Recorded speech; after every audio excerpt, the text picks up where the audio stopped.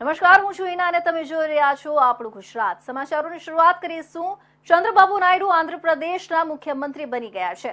ચંદ્રબાબુ નાયડુએ આંધ્રપ્રદેશના મુખ્યમંત્રી તરીકે શપથ લીધા હતા. ચંદ્રબાબુ નાયડુ ચોથી વખત આંધ્રપ્રદેશના મુખ્યમંત્રી બન્યા છે. આ દરમિયાન પીએમ મોદી, અમિત શાહ સહિતના નેતાઓ હાજર રહ્યા હતા. ચંદ્રબાબુ નાયડુએ સૌથી પહેલા પદ અને ગોપનીયતા શપથ લીધા હતા. તે બાદ જનસેના પાર્ટીના નેતા પવન કલ્યાણે શપથ લીધા હતા. પવન કલ્યાણને આંધ્રપ્રદેશના નાયબ મુખ્યમંત્રી બનાવવામાં આવ્યા છે. મંત્રીમંડળમાં તેલુગુ દેશમના 21, જનસેના પાર્ટીના 3 અને ભાજપનો 1 મંત્રી બનાવવામાં આવ્યું છે. ચંદ્રબાબુ નાયડુના શપથ ગ્રહણ સમારંભમાં એનડીએ ગઠબંધનના કેટલાક નેતાઓ હાજર રહ્યા હતા. અમિત શાહ, જેપી નડ્ડા, નીતિન ગડકરી, રામદાસ અઠાવલે, અનુપ્રિયા પટેલ અને ચિરાગ પાસવાન હાજર રહ્યા હતા. આ સિવાય મહારાષ્ટ્રના મુખ્યમંત્રી એકનાથ શિંદે, એનસીપીના નેતા પ્રફુલ્લ પટેલ, વૈકૈયા નાયડુ હાજર રહ્યા હતા. ચંદ્રબાબુ નાયડુના શપથ ગ્રહણ સમારંભમાં સુપરસ્ટાર રજનીકાંત અને પદ્મ વિભૂષણથી સન્માનિત એક્ટર ચિરંજીવી પહોંચ્યા હતા. ટીડીપીએ આ વખતે આંધ્રપ્રદેશ વિધાનસભા ચૂંટણીમાં 175માંથી 135 બેઠક પર જીત મેળવી હતી. ભાજપે 8 બેઠક જીતી હતી અને જ્યારે વાયએસઆરસીપીએ 11 બેઠક પર જીત મેળવી હતી.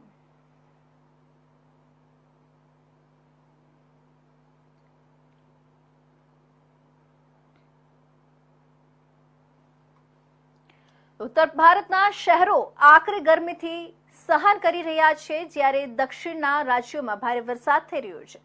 આ વખતે દક્ષિણ પશ્ચિમ ચોમાસું દેશના પશ્ચિમ ભાગમાં પણ નિર્ધારિત સમય પહેલા પહોંચી ગયું છે. ચાલો જાણીએ કે અત્યાર સુધી ચોમાસું ક્યાં પહોંચી ગયું છે અને ક્યાં વાદળોની રાહ જોઈ રહી છે. ચોમાસું સમય કરતા પહેલા કેરળ પહોંચી ગયું છે. તમિલનાડુમાં પણ ચોમાસાના વાદળો ભારે વરસી રહ્યા છે. ચોમાસાએ કર્ણાટકના મોટાભાગના વિસ્તારોને કવર કરી લીધા છે. આંધ્રપ્રદેશના મોટાભાગના વિસ્તારોમાં ચોમાસાનો વરસાદ થઈ રહ્યો છે. તેલંગાણાના મોટાભાગના વિસ્તારોમાં ચોમાસું પહોંચી ગયું છે.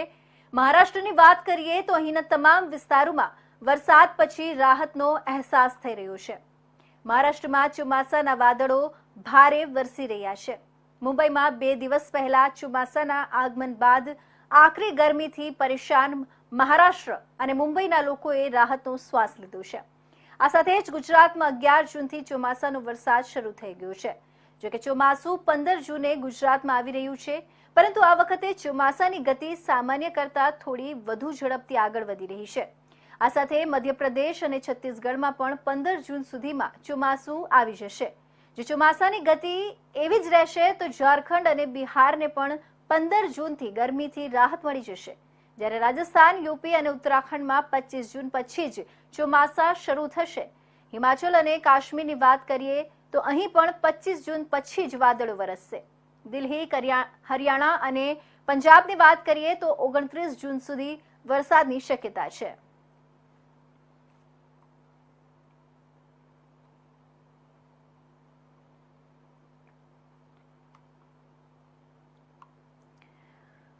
સરકારી નોકરી મેળવવાની ગેલછામાં યુવાનો ઠગ ભગતોની જાળમાં ફસાઈ જતા હોવાના અનેક કિસ્સા છે. તેમ છતાં પણ અનેક યુવાનો હજી પણ સરકારી નોકરીની લાલચમાં લાખો ગુમાવી બેસે છે.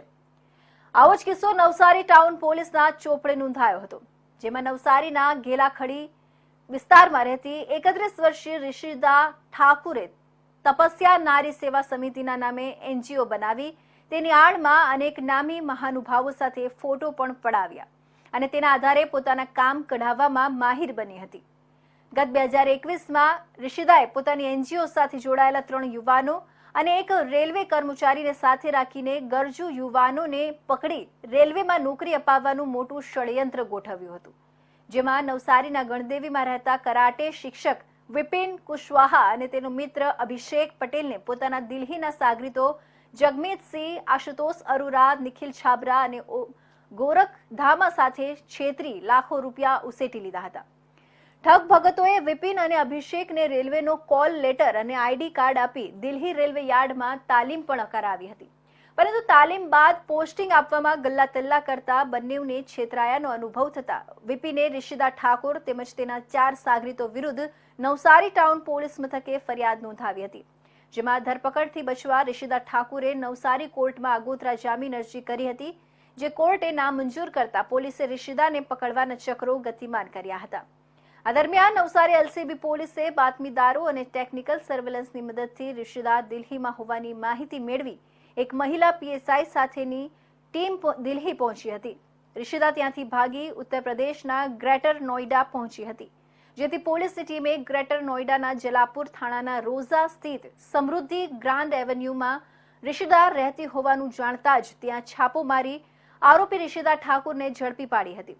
એલસીબી પોલીસે આરોપી રિશિદાને નવસારી લાવી લાખોની છેતરપિંડીના ગુનામાં ધરપકડ કરી વધુ તપાસ અર્થે નવસારી ટાઉન પોલીસને સોંપી છે. ઉલ્લેખનીય છે કે લાખોની છેતરપિંડી આચર્યા બાદ પોલીસ પકડમાં આરોપીના વિડીયો કરવા પહોંચેલા મીડિયા કર્મીઓના કેમેરા પર તરાપ મારી વિડીયો કરતા અટકાવ્યા હતા. સાથે જ મીડિયા કર્મીઓ અને મહિલા સાથે પણ ગેરવર્તન કરી પોતાની અકળ બતાવવાનો પ્રયાસ કર્યો હતો.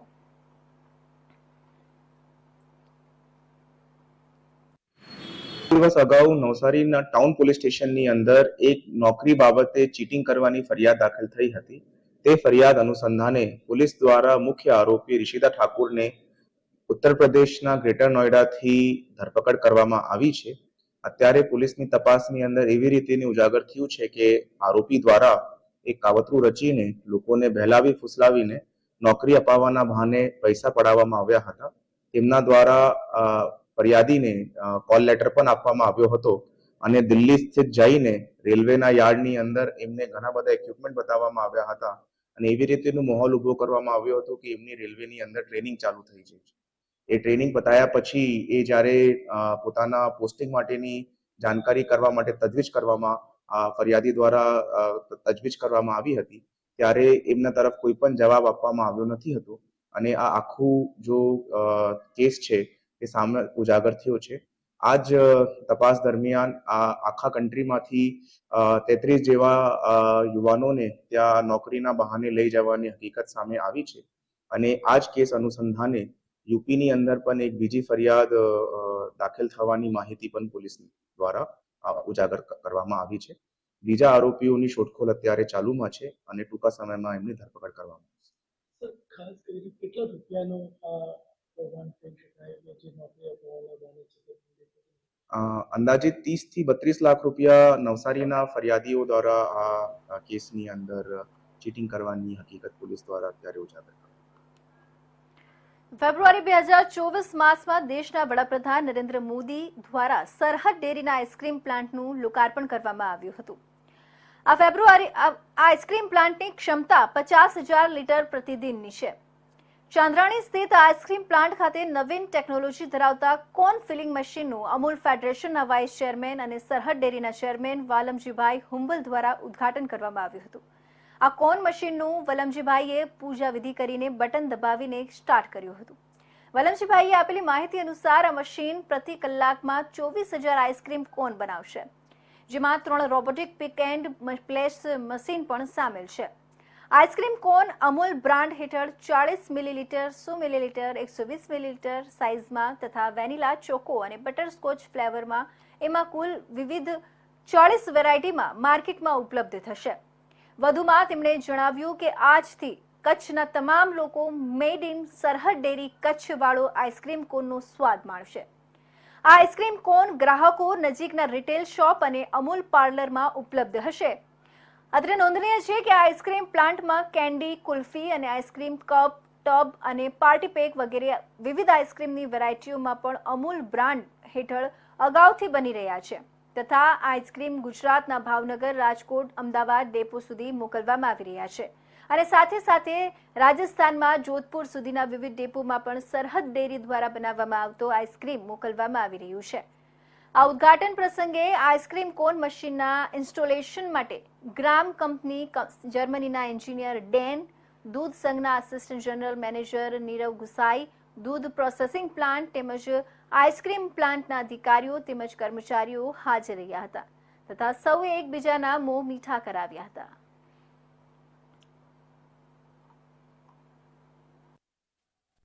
Valamji Humbal, chairman Sarhad dairy Kutch, vice chairman Amul federation Gujarat.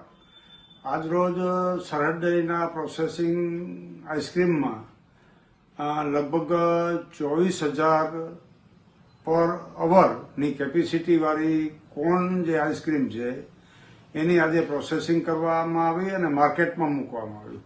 આજથી સમગ્ર દેશમાં આ કોન જે છે સરહદ ડેરી પ્રોસેસિંગ જે થયું છે એ અમૂલના હોલસેલ રિટેલ ઉપર અને પાર્લર ઉપર તમામ રીતે મળશે.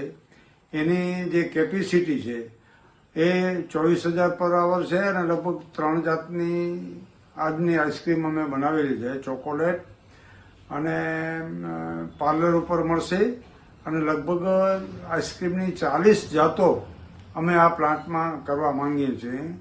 દુનિયાની ખૂબ જ સારી અને આધુનિક ટેકનોલોજી ગ્રાન્ડ ટેકનોલોજીનું મશીન અમે લોકોએ વસાવેલું છે અને એમાં આઈસ્ક્રીમ અને ડેરીના અધિકારી અને કર્મચારીઓએ લગભગ છેલ્લા 6 મહિનાથી ખૂબ પ્રયાસો કરી અને આજરોજ એ આઈસ્ક્રીમ માર્કેટમાં મૂકવાનું અમને સૌભાગ્ય પ્રાપ્ત થયું છે. અમૂલ ફેડરેશનના દરેક પાર્લર ઉપર અને દરેક જિલ્લામાં અને દરેક રાજ્યમાં આ આઈસ્ક્રીમના કોન. દાદરાનગર હવેલીના રખોલી ખાતેથી પસાર થતી દમણગંગા નદી પર દાદરાનગર હવેલી પ્રશાસન દ્વારા વર્ષ 2015માં નવા પુલનું નિર્માણ કરવામાં આવ્યું છે. અહીં જ જૂનો પુલ હતો એને અવરજવર કરવા માટે બંધ કરી દેવાયો હતો. હજુ તો ચોમાસું શરૂ થાય પહેલા જ આ પુલ પર ગાબડું પડી જતા વાહન વ્યવહાર માટે મુશ્કેલી પડી રહી છે. પુલની બંને બાજુ વાહનોની લાંબી કતારો લાગી જવાથી ટ્રાફિક જામ થઈ ગયો હતો. દમણગંગા નદીનો આ પુલ દાદરાનગર હવેલીના દપાડા, ખાનવેલ, વેલુગામ, માંદોની વગેરે વિસ્તારને જોડે છે. ત્યારે 10 વર્ષ પહેલા જ બનેલા પુલ પર ગાબડું પડતા પુલમાં વપરાયેલા સળિયા દેખાઈ આવ્યા હતા અને હાલમાં જ બનેલા પુલમાં ગાબડું પડતા પુલની કામગીરી સામે સવાલ ઉભા થઈ રહ્યા છે. ત્યારે તંત્ર દ્વારા આ બાબતને ધ્યાનમાં લઈને યોગ્ય કાર્યવાહી કરવી જરૂરી બની છે.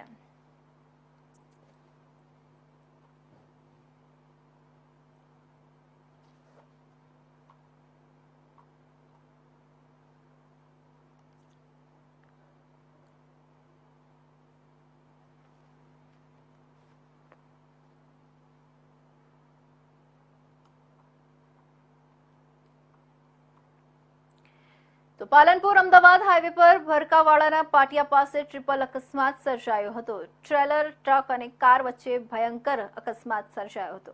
આ અકસ્માતમાં કારમાં મુસાફરી કરી રહેલા 3 લોકોના મોત નીપજ્યા હતા, જ્યારે અન્ય 3 ઘાયલોને સારવાર માટે હોસ્પિટલમાં લઈ જવામાં આવ્યા હતા. રોંગ સાઈડથી આવતી કારના ચાલકે ટ્રેલરને ટક્કર મારતા અકસ્માત થયો હતો. ટ્રેલર સામેથી આવતી ટ્રક સાથે અથડાતા અકસ્માત સર્જાયો હતો. આ અકસ્માતમાં 3 લોકોના મોત નીપજ્યા હતા, જેથી તેમના મૃતદેહને પોસ્ટમોર્ટમ માટે વડગામ સિવિલ હોસ્પિટલ લઈ જવાયા છે. વડગામ પોલીસે ઘટના સ્થળે પહોંચી વધુ તપાસ હાથ ધરી છે.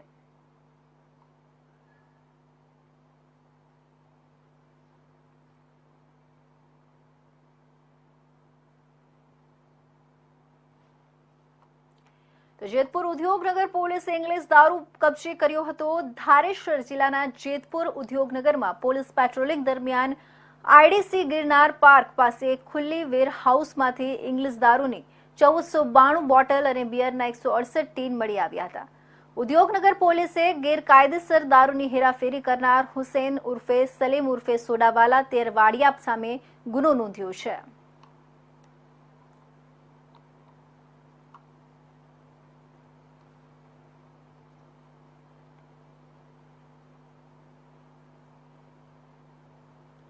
વલસાડના ઉમરગામ તાલુકાનું કૌભાંડમાં સદાના માટે અગ્રેસર બનેલું સોળસુંબા ગ્રામ પંચાયતની લાલિયાવાડી છતી થઈ છે. ઉમરગામના સોળસુંબા ગામનો પૂર્વ વિસ્તાર મહારાષ્ટ્ર રાજ્યની બોર્ડર સાથે જોડાયેલો છે. અહીંથી પસાર થતો ભૂતકાળનો બહુચર્ચિત રોડ ઓવરબ્રિજના સર્વિસ રોડ માર્જિનમાં થયેલી ઘાલમેલના કૌભાંડ બાદ હવે ગટર લાઇનનું મસમોટું કૌભાંડ ઉજાગર થઈ રહ્યું છે. જોકે આ પણ એક સુનિયોજિત કૌભાંડ છે. કહેવાય છે કે સોળસુંબા વિસ્તારની ગટર લાઇન અને સર્વિસ રોડના કરોડો રૂપિયા ઠેકેદાર અને સરકારી અધિકારીની ટોળકી ચાઉ કરી ગઈ છે. હાલમાં સામાન્ય વરસાદ થતાં જ સોળસુંબા પૂર્વ વિસ્તારના રોડ રેલવે ઓવરબ્રિજ નીચે શાકભાજી, ફળ, ખાણીપીણીની લારી ગલ્લા લગાવી ધંધો કરતા લોકો ગંદકીથી ખદબદતી ગટરના ગંદાતા પાણી તથા કાદવ કીચડમાં રહી ધંધો કરી આમ પ્રજાના આરોગ્ય સાથે ચેડા કરી રહ્યા છે. આ વિસ્તારમાં રહેતા બહુદા લોકો પરપ્રાંતમાંથી આવી વસ્યા છે, જ્યારે મહારાષ્ટ્ર રાજ્યના તલાસરી તાલુકામાંથી ઉમરગામ જીઆઈડીસીમાં રોજીરોટી માટે અસંખ્ય લોકો આવે છે, જેઓએ મજબૂરીમાં સદર શાકભાજી, ફળ, ખાણીપીણીની લારી ગલ્લા લગાવી ધંધો કરતા લોકો પાસે જવું પડતું હોય છે. આ વિસ્તારની જગ્યાએ ખુલ્લી ગટરના ગંધાતા કૂવા જેવા ખાડામાંથી પાણી બહાર આવે છે. વળી ઓવરબ્રિજ નીચે કેટલાક પાથરણા તથા લારી ગલ્લાવાળાઓએ કચરા વગેરેનો ખડકલો કર્યો હોવાને કારણે આ વિસ્તારમાં નરકાગાર જેવી સ્થિતિ કરી છે, જેના લીધે ગંદકીની સાથે મચ્છરોનો ઉપદ્રવ પણ વધ્યો છે. આજુબાજુના રહીશ વિસ્તારોમાં રોગચાળો ફેલાવાની શક્યતા વધી છે.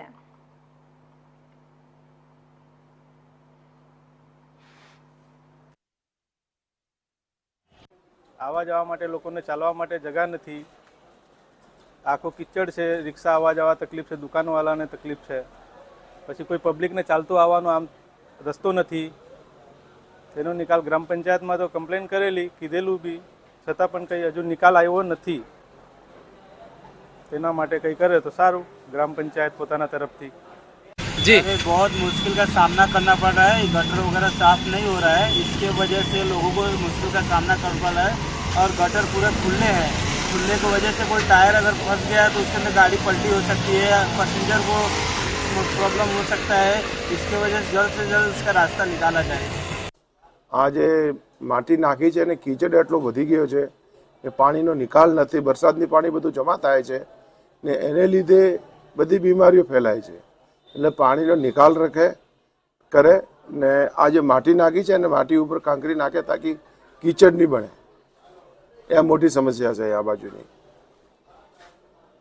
આ રેલવેનો ફૂટ ઓવરબ્રિજ છે, પબ્લિક આવતી જ આવતી છે. સાંજ સવારે જીઆઈડીસી વાળી પબ્લિક વર્કિંગ પબ્લિક આવતી જ આવતી છે. એટલો કીચડ છે કે ચલાય જેવું નહીં મળે, એટલું પાણી ભેગું થાય છે.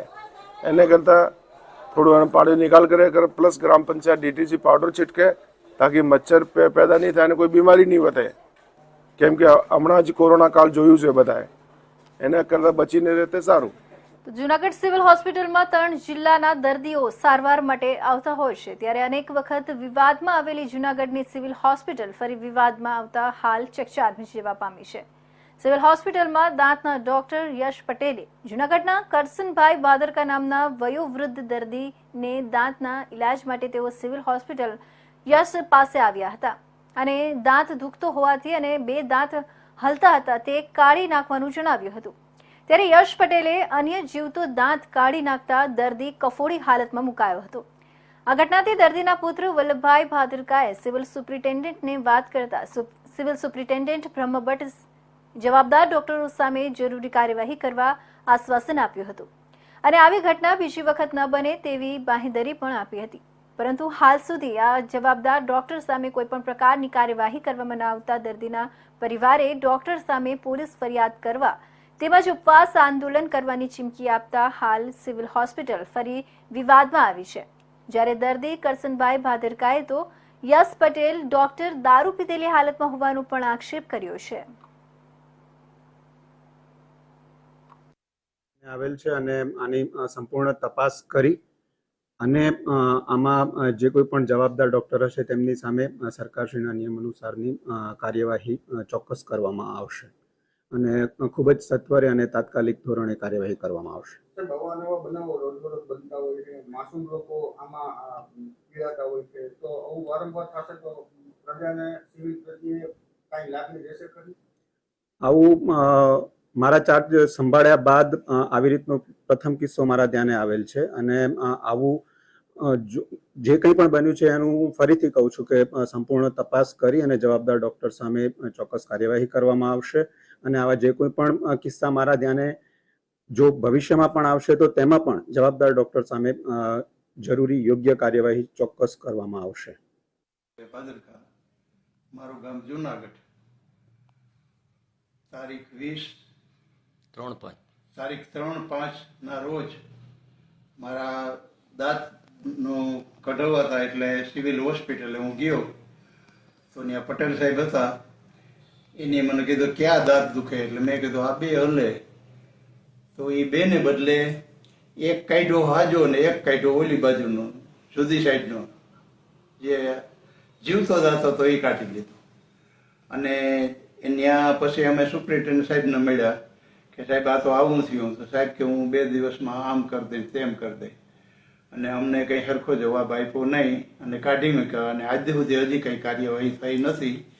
જો કંઈ નહીં થાય તો અમે પોલીસ ફરિયાદ કરશું, કોર્ટમાં જશું અને ત્યાં હોસ્પિટલ આવીને આંદોલન કરશું. આવા ડૉક્ટરો જે પટેલ સાહેબ હતા એનું નામ હતું યશભાઈ પટેલ, અને એ દારૂ પીધેલા હતા. તો એ છતાંય બ્રહ્મભટ્ટ સાહેબે એને કંઈ કીધું નહીં કે ભાઈ આ તમે આવું હું કરો, એક શબ્દ પણ એને કીધો નથી. અને અમને ત્યાંથી કાઢી જ મૂક્યા. હા હા ઓ કરી હું 2 દીમાં કંઈક કરી દઈશ ને આમ કરી દઈશ. તારીખ 3/5/2024 રોજ મારા ફાધર યાને કરશનભાઈ નારાયણભાઈ ભાદરકા દાંત કઢાવવા માટે જુનાગઢ GMERS એટલે સિવિલ હોસ્પિટલ જુનાગઢમાં આવેલા, અને એના 2 દાંત હલતા હતા. 2 દાંત કઢાવવાના હતા. દાંતના પૈસા ભર્યા, ડોક્ટર પાસે ગયા. ડોક્ટર હતા યશ પટેલ. આમ 2 દાંતને બદલે એક સાથે 2 દાંત કાઢી નાખ્યા. યાને એક દાંત હલતો તો અને એક દાંત જીવતો. એક જીવતો દાંત કાઢી લીધો. એટલે એ જ તારીખના રોજ હું અહીંયા મળ્યો સિવિલ સુપ્રિન્ટેન્ડન્ટ બ્રહ્મભટ્ટ સાહેબને. બ્રહ્મભટ્ટ સાહેબે એવું કીધું કે કાંઈ વાંધો નહીં. ડોક્ટરને બોલાવ્યા. ડોક્ટરે સ્વીકારી લીધું કે મારી ભૂલ છે. સાહેબે મને એવું કીધું કે હું એક્શન લઈશ, 2 દિવસમાં તમને જવાબ મળશે. પણ 10-15 દિવસ મેં જવાબની રાહ જોઈ. ફરી વખત અહીંયા આવ્યો, મને બેસાડ્યો, વેઇટિંગ કરાવ્યું. ફરી વખત મુલાકાત આપી અને એમ કીધું કે મેં સૂચના તો આપી છે, આમ છે તેમ છે. સરકારી જવાબ ટૂંકમાં મને મળ્યા. સરકારી જવાબ મળ્યા પછી મેં એને એમ કીધું કે સાહેબ એવું ના હાલે. ખરેખર મારા ફાધરને આ દાંત છે, દાંત જીવતો કાઢી લીધો, પણ કોઈની આંખ હોય, કોઈની કિડની હોય, કોઈનું લીવર હોય, આવી વસ્તુ કે જે માણસના જીવનમાં ખરેખર ખૂબ જરૂરી હોય છે, એવી વસ્તુ જો ઊંધી નીકળી જાય, ડાબીની જમણી કે જમણીની ડાબી, તો શું હાલત થાય. એટલા માટે વળી પાછું સાહેબે મને એવું કીધું 2 દિવસ રાહ જુઓ, 2 દિવસમાં અમે એની સામે એક્શન લઈ અને તમને જવાબ આપશું ટપાલમાં. પણ આજ દિન સુધી જવાબ ના મળ્યો. આજે પણ હું આવ્યો, આજે પણ સાહેબ એવું જ કે માટે મારી એવી માંગ છે કે જેવું મારા ફાધર હારે, મારા બાપા હારે, મારા પિતાજી હારે થયું, એવું અન્ય કોઈના માવતર હારે કે અન્ય કોઈના વાલસોયા બાળકો હારે ના થાય. જેના માટે આવા નરાધમ ડોક્ટરો સામે સખ્તમાં સખ્ત કાનૂની રાહે કડકમાં કડક પગલા લેવા જોઈએ એવી મારી માંગ છે, અને કાયમી એવી જ રહેશે. જો આની સામે સખ્તમાં સખ્ત પગલા લેવામાં નહીં આવે તો મારે મજબૂરન પોલીસ ફરિયાદ, કોર્ટનો સહારો કે ગાંધી ચિંતા રસ્તે ઉપવાસ ઉપર બેસવાનું થશે. તો આ GMERS ના અને આ સાહેબની ઓફિસની સામે અહીંયા જ બેસીશ જો ડોક્ટરની સામે કોઈ નિયમ મુજબ કડકમાં કડક કાર્યવાહી કરવામાં નહીં આવે તો. માટે મારી માંગ એટલી છે કે આવા ડોક્ટરોની સામે તાત્કાલિક જોઈએ. તો ગત તારીખ 30મી મેની રાત્રિના જૂનાગઢમાં જૂનાગઢ જિલ્લા અનુસૂચિત જાતિના પ્રમુખના પુત્ર સંજય રાજુભાઈ સોલંકીના અપહરણ હત્યાની કોશિશના ગુનામાં જેલમાં રહેલા ગોંડલના ધારાસભ્ય ગીતાબાના પુત્ર ગણેશ જાડેજા સહિત 11ની જેલમાં હવે પૂછપરછ કરી શકાશે તેવી મંજૂરી કોર્ટે આપી છે. એટ્રોસિટી, અપહરણ, હત્યાની કોશિશ, રાયોટિંગ, આર્મ એક્ટ સહિતની વિવિધ કલમોમાં ગણેશ જયરાજસિંહ જાડેજા સહિત 11 જેલમાં છે. પોલીસે આ કેસમાં તપાસ માટે તેમજ પુરાવાઓ એકત્રિત કરવા માટે 8 આરોપીઓના 7 દિવસના રિમાન્ડની માંગણી કરી હતી, જેમાં કોર્ટે રિમાન્ડ નામંજૂર કરતા તમામને જેલમાં મોકલી દેવામાં આવ્યા છે. બાદ પોલીસે કોર્ટમાં પૂછપરછ માટે અરજી કરતા કોર્ટે સૂર્યોદયથી સૂર્યાસ્ત સુધી આરોપીઓને પૂછપરછ કરી શકશે તે માંગણી ગ્રાહ્ય રાખી છે. જયરાજસિંહ માજી ધારાસભ્યની દબંગગીરી સામે સમસ્ત અનુસૂચિત જાતિ સમાજ દ્વારા વિશાળ બાઇક રેલીનું આયોજન કરવામાં આવ્યું હતું, જે કાળવા ચોકમાં ડોક્ટર બાબા સાહેબ આંબેડકરની પ્રતિમાને ફૂલહાર કરી જય ભીમના નાદ સાથે દલિત યુવાનો બાઇક રેલીમાં જોડાઈ ગોંડલ પહોંચ્યા હતા, જ્યાં સમગ્ર ગોંડલની બજારમાં ફર્યા હતા, જેમાં સૌરાષ્ટ્રના ગામડે ગામડેથી દલિત સમાજના લોકો જોડાયા હતા.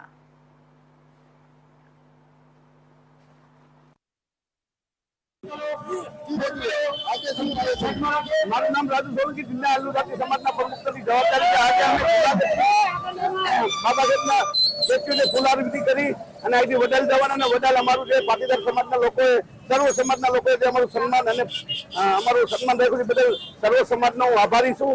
અને અમે અહીંથી વડાલથી અમે નવાગઢથી અમે ગોમતા ફાટકથી અમે ગુંડાળા ચોકડી અને ગુંડાળા ચોકડીથી અમે ગોંડલની જુદી જુદી શેરીઓ જઈ સમાચારો જઈ ભાષણ કરી જમી અને છૂટા પડવાના છે.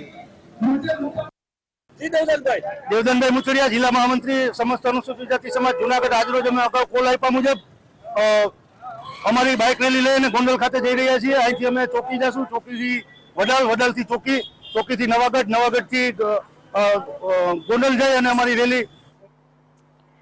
તો રાજકોટ ગેમ ઝોન દુર્ઘટના બાદ રાજ્ય સરકારના વાહન વ્યવહાર વિભાગે સ્કૂલ વર્દીના વાહનોની ચેકિંગ કરવાના આદેશ બાદ આણંદ ARTO કચેરીના અધિકારીઓ દ્વારા આણંદ શહેરમાં સ્કૂલ વર્દીમાં ફરતા અને નિયમોનો ભંગ કરતા 7 થી વધુ વાહનોને ડિટેઇન કરી દંડનીય કાર્યવાહી કરવામાં આવી હતી. શાળાના બાળકોની સુરક્ષાને લઈને આણંદ ART કચેરી દ્વારા આણંદ શહેરની જુદી જુદી શાળાઓમાં સ્કૂલ વર્દીમાં ફરતા વાહનોની ચેકિંગ હાથ ધરવામાં આવી હતી અને 20 થી વધુ વાહનોની ચેકિંગ કરવામાં આવી હતી, જેમાં પબ્લિક પાર્સિંગના બદલે પ્રાઇવેટ પાર્સિંગના વાહનોમાં બાળકોને લઈ જવામાં આવતા હતા. તેમજ ફાયર સેફટીના સાધનો નહીં હોવાથી નિયમોના ભંગ બદલ 7 સ્કૂલ વર્દીમાં ફરતી વાનને ડિટેઇન કરી વાહન ચાલકો સામે દંડનીય કાર્યવાહી હાથ ધરવામાં આવી હતી. ARTOએ કહ્યું હતું કે આગામી સપ્તાહથી આણંદ જિલ્લામાં સ્કૂલ વર્દીના વાહનોની ચેકિંગ સઘન બનાવવામાં આવશે અને નિયમોનો ભંગ કરવા વાહન ચાલકો સામે દંડનીય કાર્યવાહી હાથ ધરવામાં આવશે.